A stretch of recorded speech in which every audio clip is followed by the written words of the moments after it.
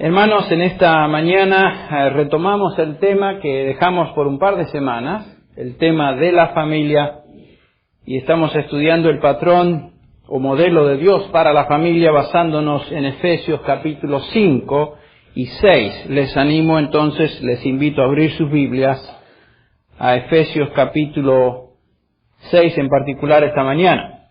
Hemos hablado de las responsabilidades que como esposos tenemos el uno para con el otro. Hablamos de las responsabilidades del esposo para con la esposa y de la esposa para con el esposo. Y hoy nos enfocaremos en particular en el niño o el hijo, los hijos. Estaremos estudiando las responsabilidades que los hijos tienen para con sus padres.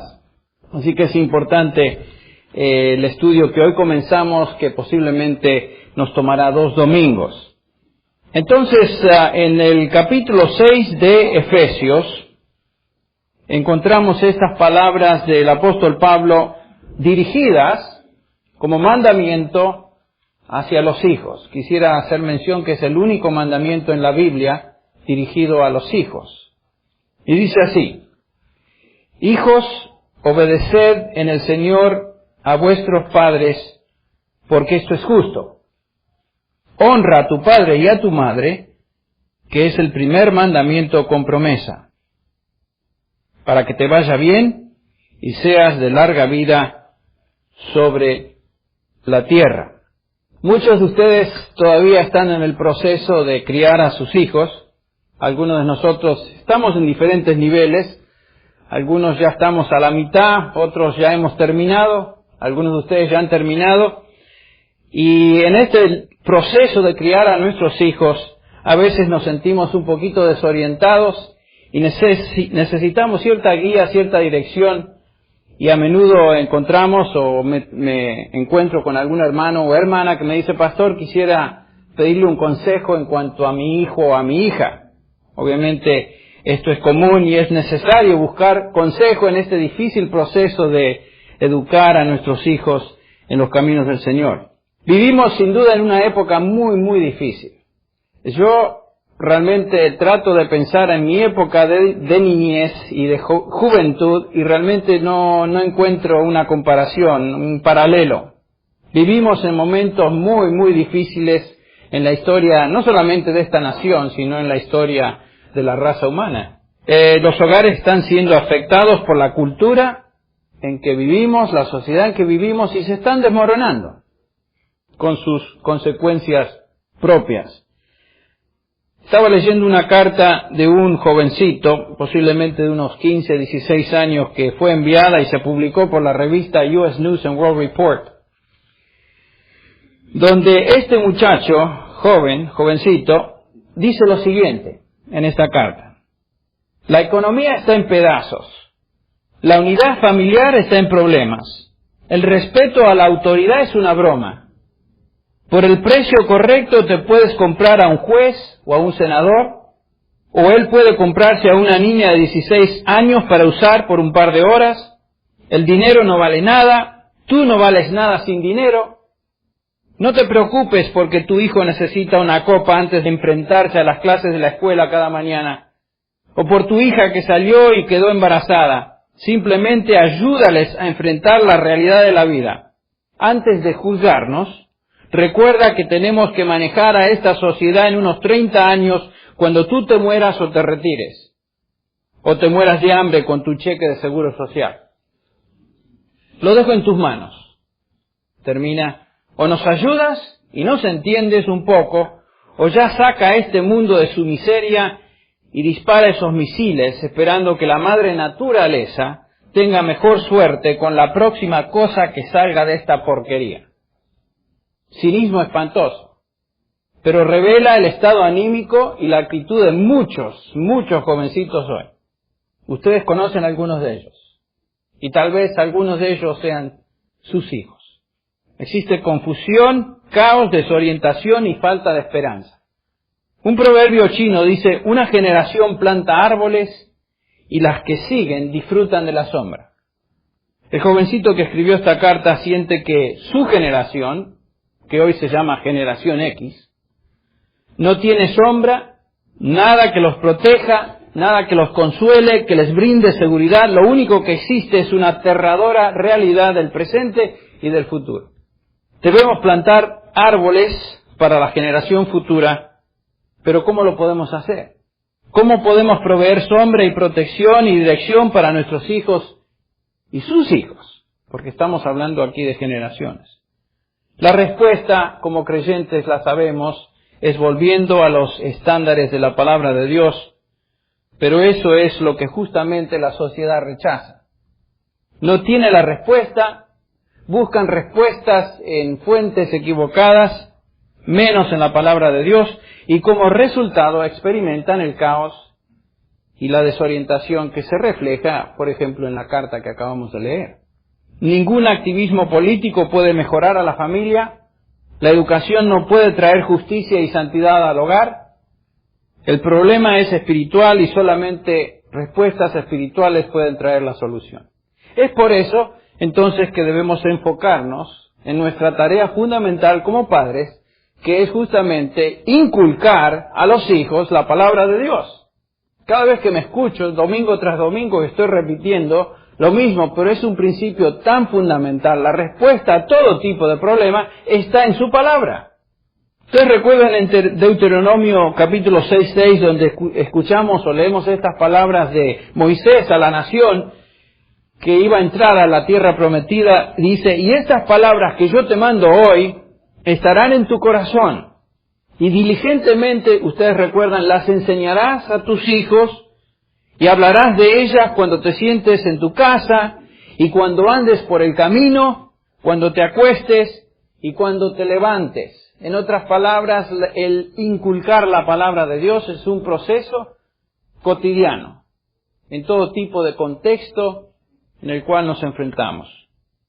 Nuestra parte es, entonces, ser un testimonio y enseñar a nuestros hijos la palabra de Dios. Esa es la parte nuestra. La parte que le pertenece a Dios se describe en el capítulo 5, por ejemplo, de Deuteronomio 5:29, donde dice así, este es Jehová el que habla, si ellos tuvieran tal corazón que me temieran y guardaran siempre todos mis mandamientos para que les fuera bien a ellos y a sus hijos para siempre. Estamos estudiando los miércoles el tema del temor de Dios. Comenzamos la semana anterior, continuaremos en las semanas sucesivas. Pero es interesante que Dios dice a los padres, o a la nación de Israel, si ellos tuvieran un corazón que me temiera. Tú no puedes cambiar el corazón de tus hijos. Yo no puedo cambiar el corazón de mis hijos. Esa es una tarea que solo Dios puede hacer. Pero lo que tú y yo podemos hacer es enseñar la palabra de Dios, la cual Dios va a usar para llamar a nuestros hijos a salvación y transformar su corazón.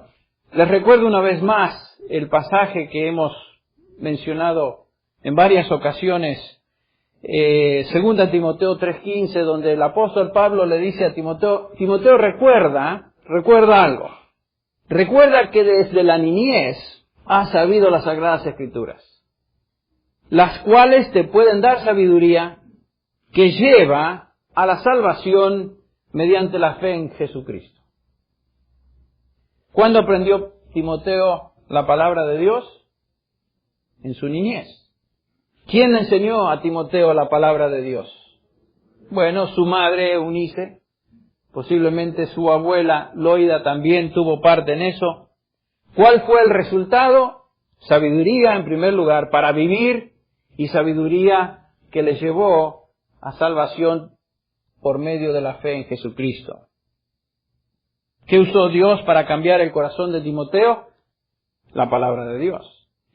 El cambio de corazón, la transformación de la parte interna del ser humano, del Hijo, es tarea de Dios, pero la tarea nuestra es inculcar la palabra de Dios. Es repetirla durante y a través de todo el día. La decisión fundamental de los padres es enseñar a nuestros hijos, entonces, la palabra de Dios.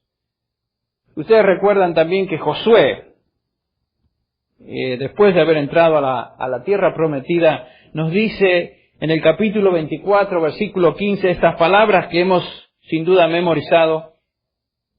Si no os parece bien servir a Jehová, escoged hoy a quién sirváis.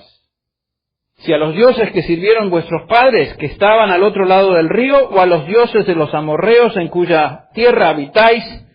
Sin embargo, pero yo y mi casa serviremos a Jehová, serviremos a Dios.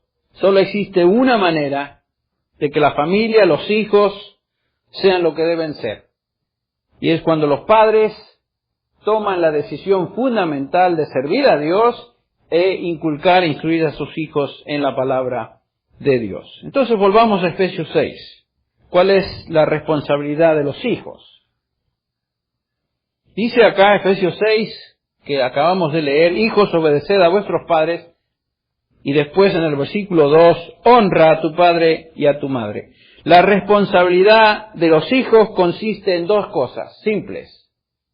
Las escuchamos: obedecer y honrar. Y no da mucha explicación, porque esto es justo. ¿Quién lo dice? Dios. Como leímos en un salmo, el Salmo 127 hace un rato, los hijos, según la palabra de Dios, son bendición. Y son como tareas, proyectos que el Señor pone en nuestras manos como padres para que crezcan en un hogar donde se teme a Dios y para que en este contexto del hogar lleguen a conocer a Dios. Ese es el ideal del evangelismo. El Salmo 127 que leímos nos indica eso, que son bendición del Señor y son como flechas en las manos de un guerrero, y bendito aquel que tiene muchos hijos y que su aljaba está llena. Lance Quinn la semana pasada nos demuestra cómo se hace esto. Tiene 8, o va para el 8, y la verdad que lo considero a Lance una persona muy, muy bendecida, y creo que él también se considera así. Ahora, los hijos no nacen con la predisposición de obedecer y honrar. Escuche bien, un hijo obediente, un hijo que honra a su padre y a su madre, se hace, no nace. Claro, tiene que nacer primero. El punto es que hay un proceso. No es una tarea fácil criar a un hijo y formar hijos obedientes. ¿Por qué? ¿Saben por qué? Porque tienen el mismo problema que usted y yo tenemos como padres.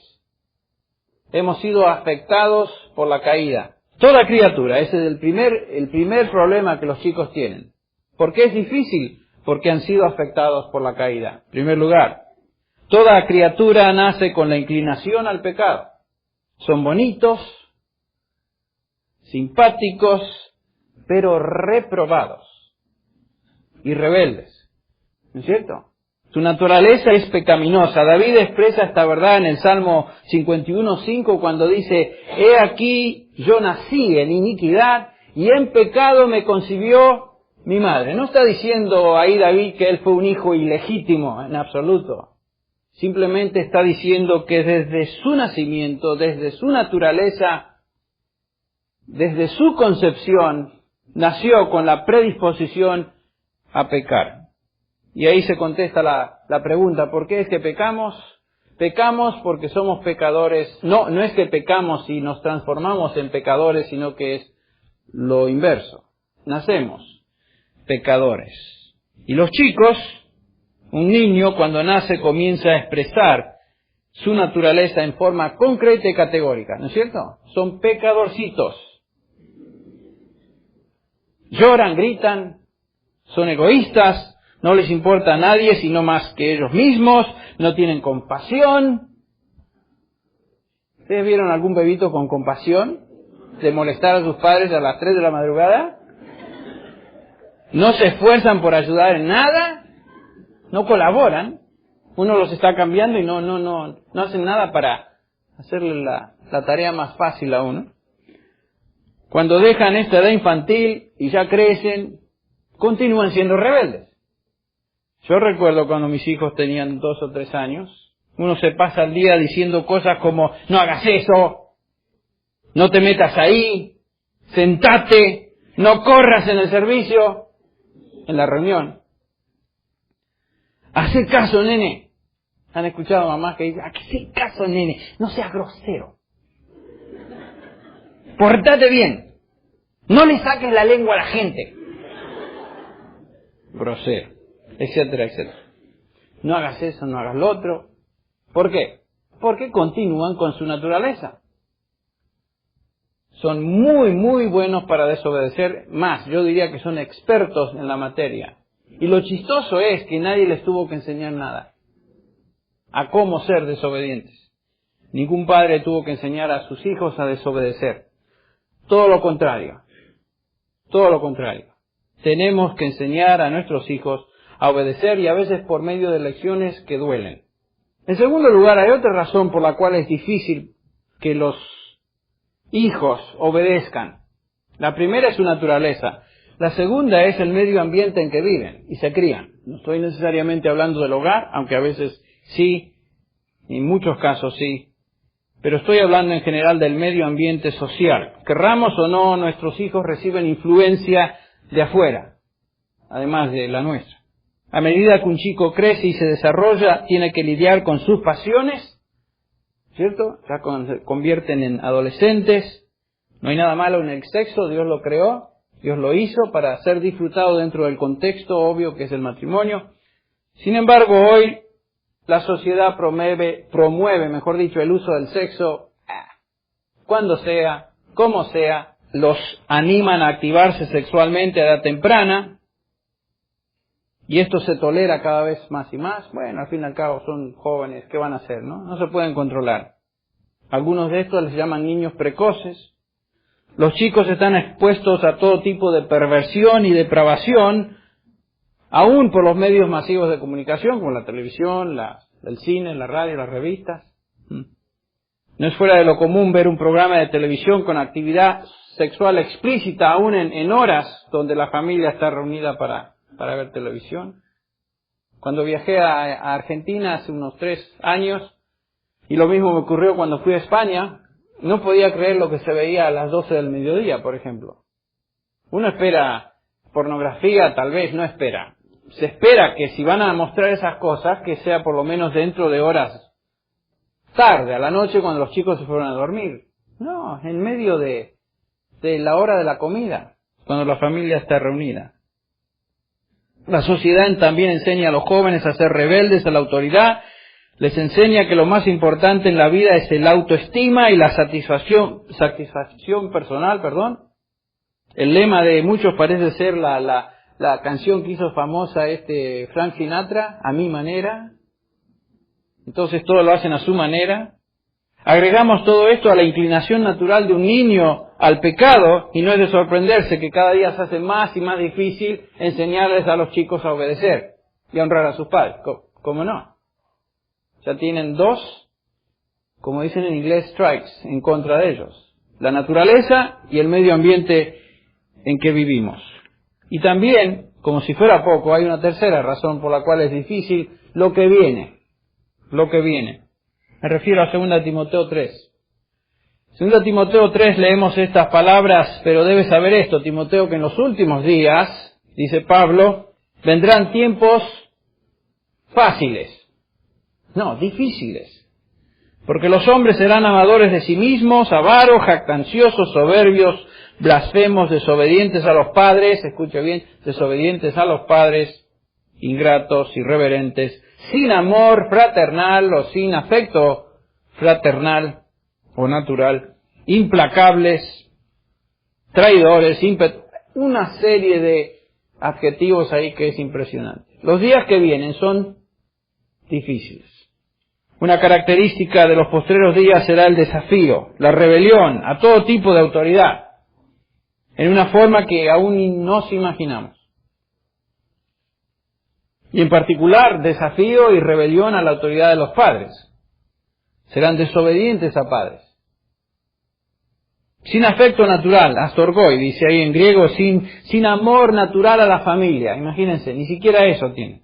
Ya tenemos una generación de jóvenes, ¿verdad?, que manifiesta alguna de estas características. Rebeldes, egoístas, indisciplinados, salvajes en algunos casos, sexualmente perversos, criminales, y están muchos de ellos ya viviendo en instituciones que se han creado justamente para ayudarles, instituciones penales para criminales jóvenes. La única esperanza entonces es proveer en nuestros hogares sombra, cuidado para nuestros hijos, sometiéndonos a la palabra de Dios. Es increíble ver cómo el Señor, en pocas palabras que acabamos de leer, dice tanto: padres, enseñen a sus hijos a obedecer y respetar. Este es el resumen de todo. La palabra hijos, obedeced a vuestros padres. La palabra hijos es una traducción del término en griego que es tekna. Y tekna quiere decir, es una palabra que se refiere a la simiente, los descendientes, no necesariamente a niños chiquitos de cierta edad. Se incorpora o se incluye en ese término a niños chicos, pero se refiere a los hijos que están viviendo bajo la autoridad del hogar, bajo la autoridad de sus padres. La palabra obedecer en griego es hupoakuo o hupakuo, que quiere decir hupa, debajo, akuo quiere decir escuchar. Si reconstruimos su significado, quiere decir literalmente colocarse debajo y escuchar. Traducido, obedecer. En otras palabras, ubicarse en su relación que el hijo tiene para con sus padres. No nos pueden tratar nuestros hijos de tú a tú, como dicen en México. Cuando lo hacen, y estoy hablando de una actitud arrogante, no estoy hablando de que nos digan tú, papá. Me estoy refiriendo a aquellos que se atreven a tratarnos al mismo nivel. Eso indica desobediencia. En el Antiguo Testamento esta lección de ser humilde y obedecer era tan drástica. Éxodo capítulo 21:15 dice el Señor: el que hiera a su padre o a su madre, ciertamente será puesto en la cárcel. No, ciertamente morirá. 21:17 de Éxodo dice: el que maldiga a su padre o a su madre, ciertamente morirá. ¿Se dan cuenta la importancia que Dios le da al respeto a los padres? Es imposible tener una familia piadosa sin el respeto de hijos a padres. Y la nación de Israel no podía ser un impacto, no podía ser un testimonio a las naciones que les rodeaban, si no se imponía dentro de esa nación el respeto de padres a hijos. Esa es la importancia que Dios da a esta actitud. ¿Se imaginan el impacto que ese mandamiento tendría en nuestra sociedad hoy si se aplicara? Yo creo que tendríamos pocos jóvenes. Y los que quedaran serían muy respetuosos, ¿no es cierto?, a sus padres y a todo tipo de autoridad. Vamos a Proverbios. Proverbios es un manual inspirado por Dios a los padres para que estos enseñen a sus hijos. Cantidad de principios que uno puede aprender a través de Proverbios, que contiene en esencia lo que los padres deben conocer para transmitir o enseñar a sus hijos. Proverbios. Vamos a ver algunos pasajes rápidamente en Proverbios y nos detendremos en algunos en particular. Proverbios capítulo 1, versículo 8 dice: oye, hijo mío, la instrucción de tu padre y no abandones la enseñanza de tu madre. Desde el inicio del libro entendemos que el autor tenía como propósito dar consejos a su hijo o a sus hijos. Capítulo 1, versículo 8. El capítulo 2, 1 dice: hijo mío, si recibiereis mis palabras y mis mandamientos guardares dentro de ti, haciendo estar atento tu oído a la sabiduría, si inclinares tu corazón a la prudencia, etcétera, etcétera. Otra referencia de que es un propósito de instruir al hijo. Este es un padre que está diciendo al hijo: escucha lo que te digo cuando te hablo la verdad de Dios. Obviamente el autor, Salomón, está siendo inspirado por el Espíritu Santo para darnos esta instrucción. El capítulo 3, versículo 1 dice: hijo mío, no te olvides de mi enseñanza y tu corazón guarde mis mandamientos. Y la promesa que vemos en Efesios: porque largura de días y años de vida y paz se te añadirán. O sea, la promesa de larga vida a aquellos que obedecen. Versículo 3 dice, la misericordia y la verdad nunca se aparten de ti. Átalas a tu cuello, escríbelas en la tabla de tu corazón. En otras palabras, lo que te enseño, dice el Padre, sea parte de tu manera de pensar, sentir y actuar. Hay una serie, muchos proverbios que comienzan con esta instrucción. Hijo mío, escucha, etc. Obviamente, no se refiere a un hijo varón solamente, se refiere al hijo, en términos genéricos, con aplicación a hijas también. Pasemos a Proverbios 30, por ejemplo, y veamos lo que sucede con un hijo que no es obediente. Este es un hijo que no es obediente. En el versículo 11 de Proverbios 30:11 dice así, hay generación, hablando de hijos, que maldice a su padre y a su madre no bendice. El versículo 12, hay generación o hijos, limpia en su propia opinión, si bien no se ha limpiado de su inmundicia. Esta es la actitud de un hijo que se demuestra cuando expresa rebelión. Quieren hacer lo que a ellos les importa y nada más. Cuando se les llama la atención se defienden, pero el hecho es que están sucios en su corazón. Versículo 13 del capítulo 30 dice, hay generación cuyos ojos son altivos y cuyos párpados están levantados. Son arrogantes, son egoístas.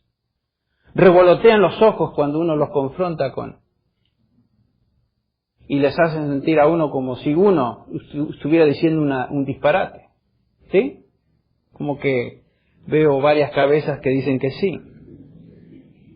El versículo 14 dice, gente o generación cuyos dientes son espada y sus muelas cuchillos. Son hijos brutales, sin misericordia. Nunca se les enseñó a ser amables, aparentemente. Y se vuelven impíos de esta manera. El versículo 15 dice, la sanguijuela tiene 2 hijas, que dicen, dame, dame. 3 cosas hay que nunca se sacian, aún la cuarta nunca dice basta. Estos individuos nunca se sacian.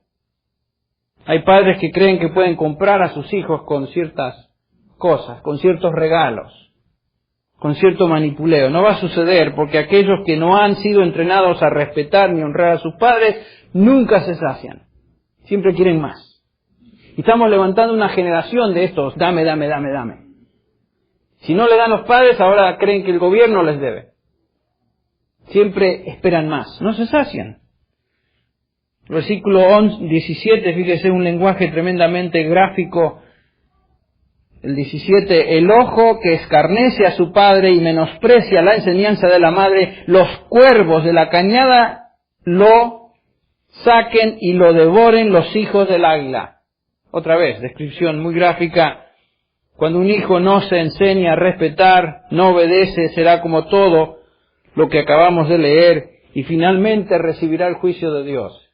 ¿Cuál es el juicio? Lo sacarán los cuervos del valle y lo comerán los aguiluchos. Qué triste es ver un hijo que está siendo enjuiciado por Dios porque no ha aprendido a ser respetuoso, no ha aprendido a ser obediente, no ha honrado a sus padres. Ahora, ¿cómo se lleva a cabo este proceso de instruir a un hijo a obedecer y respetar a sus padres? Regresemos a Proverbios 3. Proverbios 3. Dice el versículo 11, no menosprecies, hijo mío, el castigo de Jehová, ni te fatigues de su corrección. ¿Por qué? Porque Dios o Jehová al que ama, ¿qué? Castiga como el padre al hijo a quien quiere. Este pasaje habla de la disciplina. También se repite en Hebreos capítulo 12, versículos 5 y 11, que conocemos bien. En esencia, lo que dice aquí es que si tú eres padre que ama a un hijo, lo vas a disciplinar. Lo primero que aprendemos entonces en este proceso de instruir y criar a nuestros hijos y enseñarles a obedecer y a respetar a sus padres es la implementación de la disciplina. ¿No es eso lo que Dios hace con nosotros? Exactamente. La disciplina es la función mediante la cual los padres, escuche bien, recompensan la obediencia y castigan la desobediencia. Y esa es la forma en que Dios, o como Dios, nos trata. Conformidad al estándar divino revelado en su palabra resulta en bendición, la bendición de Dios.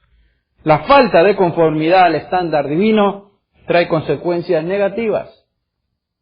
La disciplina involucra ambos aspectos, recompensa positiva por un lado y disciplina o el aspecto negativo por el otro. Proverbios 6.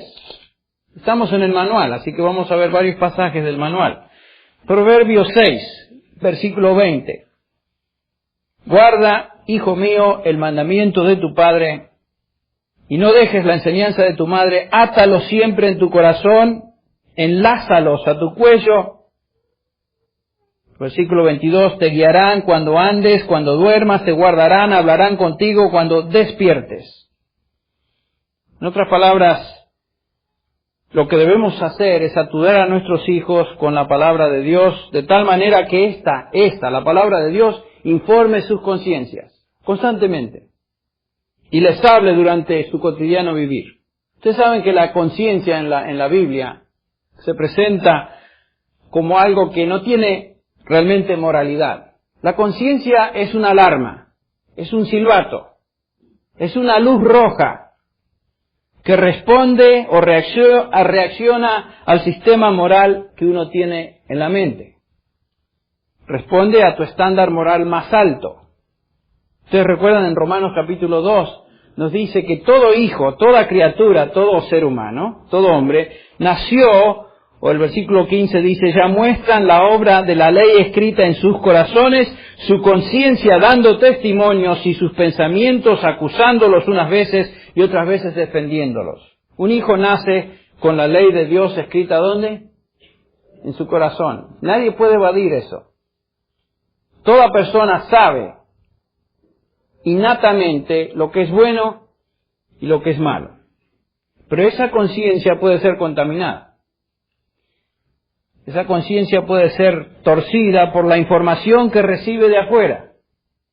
La cultura, la sociedad en que vivimos, el mundo en que vivimos trata de reconstruir el código moral de Dios y reemplazarlo con mentiras.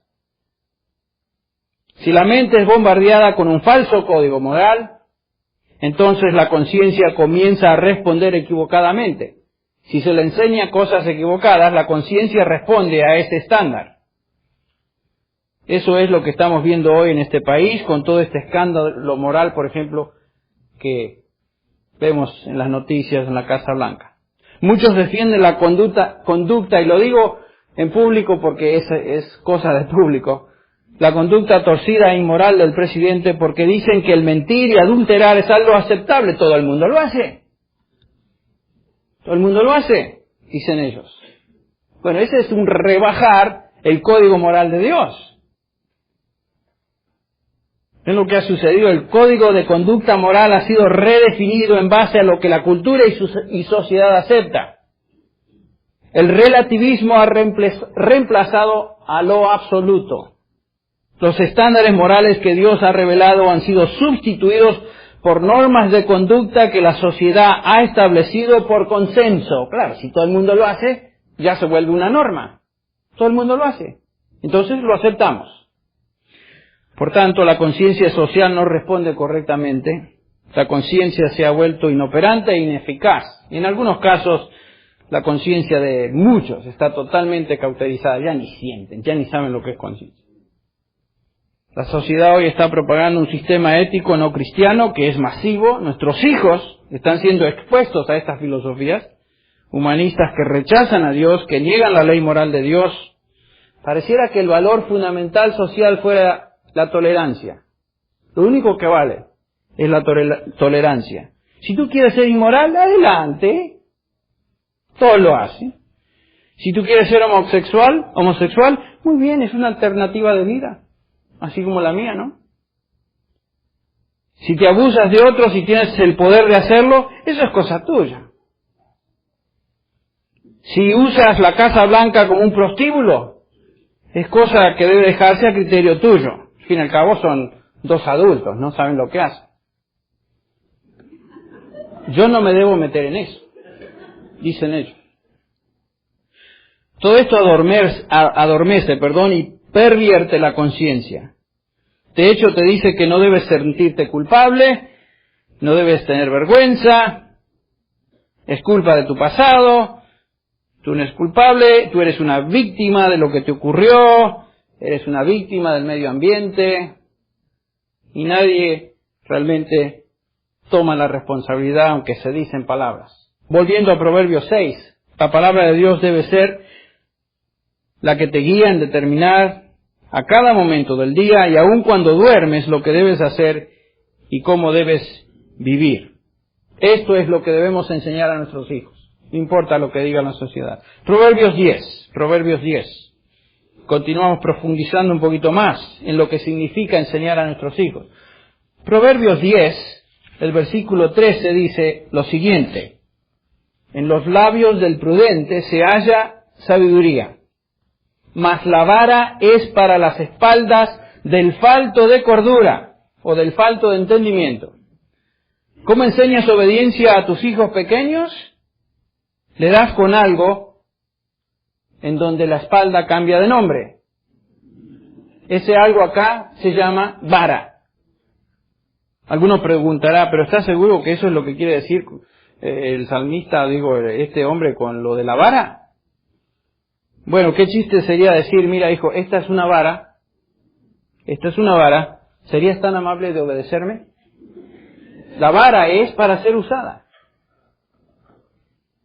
Este es un llamado al castigo corporal. Por más políticamente incorrecto que sea el concepto, eso es lo que Dios dice.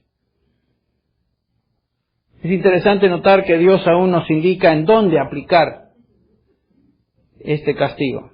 No en la cara, no en la cabeza, no en lugares peligrosos, sino en el lugar más acolchonado.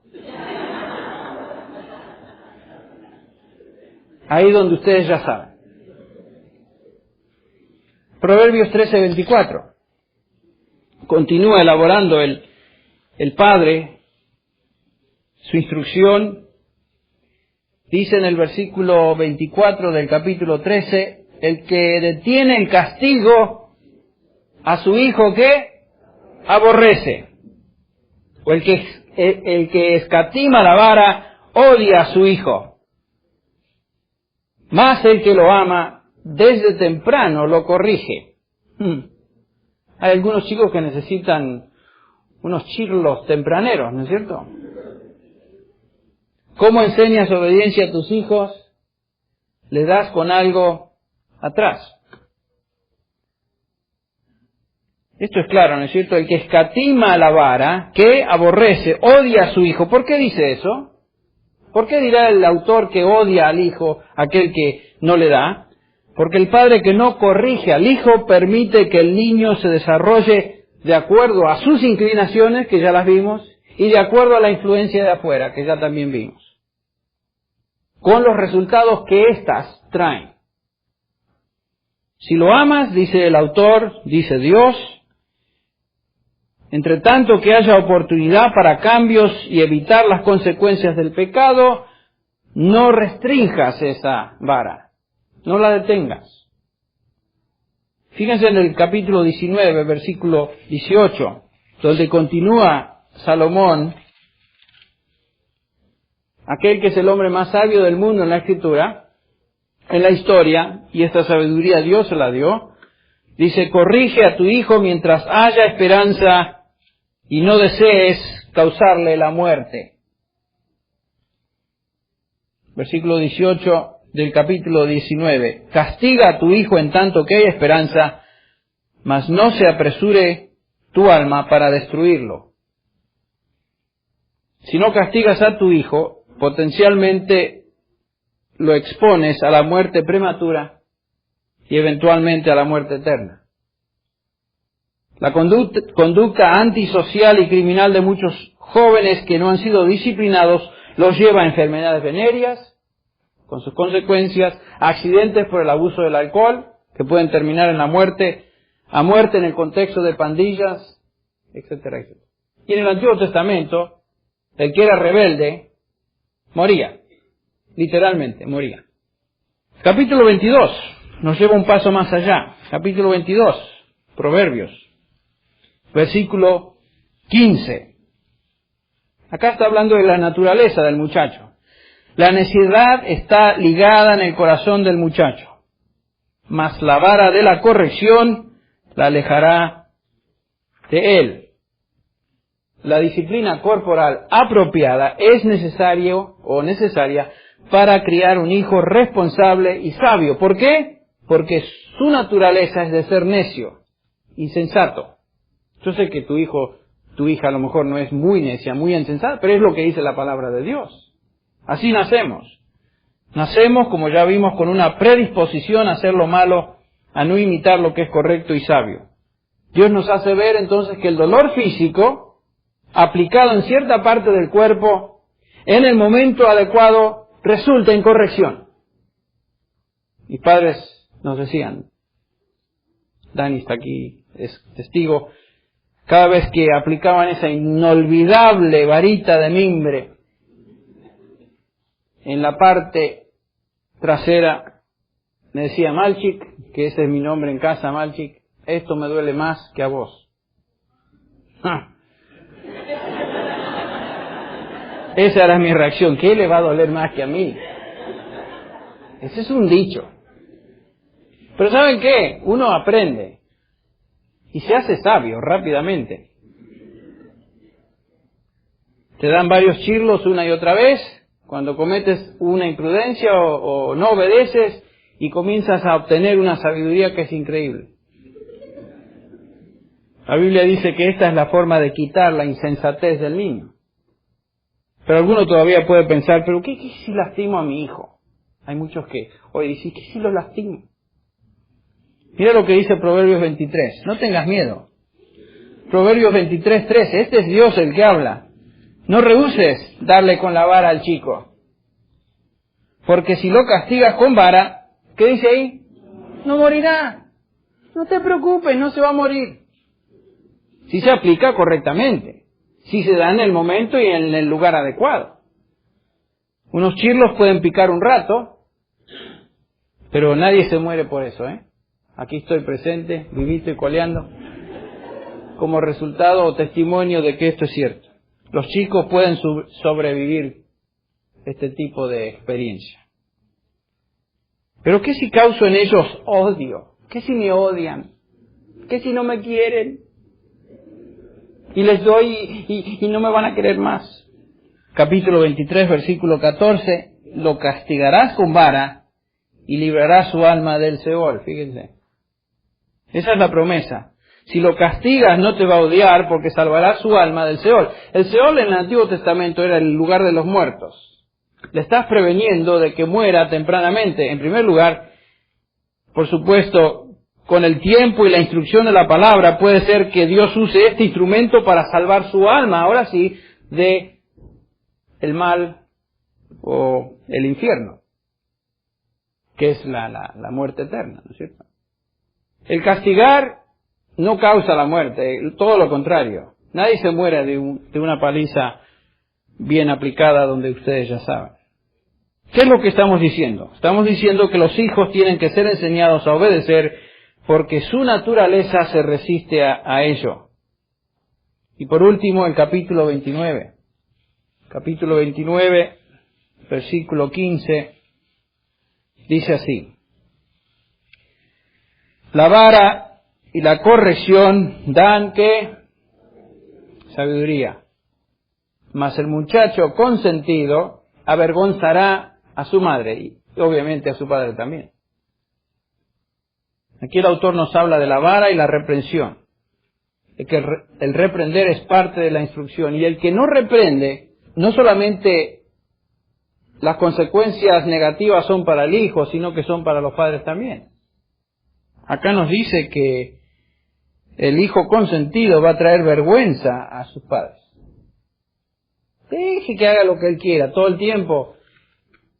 Y por más que lo haga con una intención de amarle, el resultado va a ser dañino para él y eventualmente dañino para usted también. Y conocemos casos de este tipo, ¿no es cierto? Y lo estamos observando en proceso. Madres que dejan que los chicos se salgan con la suya y y patalean y hacen lo que quieren y nunca le hacen daño. Nunca le dan. Ya vas a ver, te voy a contar a tu papá. Eso no funciona. Eso no funciona. La vara va acompañada también de una explicación. Noten que la vara y la reprensión dan sabiduría. En otras palabras, cuando le damos, no es en un tono vengativo o simplemente porque nos sacó de nuestras casillas, sino que le damos y explicamos lo que le decimos. El reprender es parte de la instrucción. La vara va acompañada de una explicación del por qué estamos aplicando. Y juntas dan sabiduría al niño. Yo no recuerdo todo lo que me dijo mi papá, pero sí me acuerdo que me sentó más de una vez y me explicó varias cosas. Y no sé si me lo dijo en el momento que me estaba zarandeando, pero me lo dijo más tarde. Lo que estoy diciendo es que el autor, inspirado por el Espíritu Santo, nos dice que la vara y la corrección, o sea, la explicación de lo que uno está haciendo, traen al muchacho sabiduría. Algunos padres reprenden, corrigen y no castigan, otros castigan y no explican, otros no hacen nada y dejan que el niño se salga con la suya. Estos hijos malcriados, como ya vimos, traen vergüenza a sus padres. Los padres que castigan y reprenden experimentan entonces los beneficios. Fíjense conmigo el versículo 17 del capítulo 29. Corrige a tu hijo y te dará ¿qué? Descanso y dará alegría a tu alma. Es cierto. Fíjense, es cierto. Es cierto. Por más que a veces fue una lucha increíble castigar y disciplinar y darle, y en el momento sí, como decía mi papá, dolía. Sin embargo, el fruto de eso, el resultado final es que la buena conducta y la obediencia, cuando ya son adolescentes, trae al padre y a la madre gozo, trae alegría, trae beneficio. Y eso es lo que Dios desea, que las familias se multipliquen levantando hogares piadosos. Pero esto, como ya dijimos al comienzo, es conservando, obedeciendo los principios que Dios ha establecido en su palabra para levantar hogares piadosos. Los hogares piadosos se hacen también, no nacen así, por accidente. ¿Es claro lo que hemos visto hoy?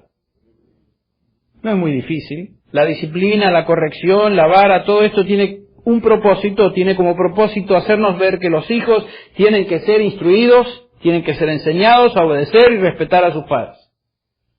La obediencia y el respeto son el resultado de un proceso de inculcar y corregir, de disciplinar.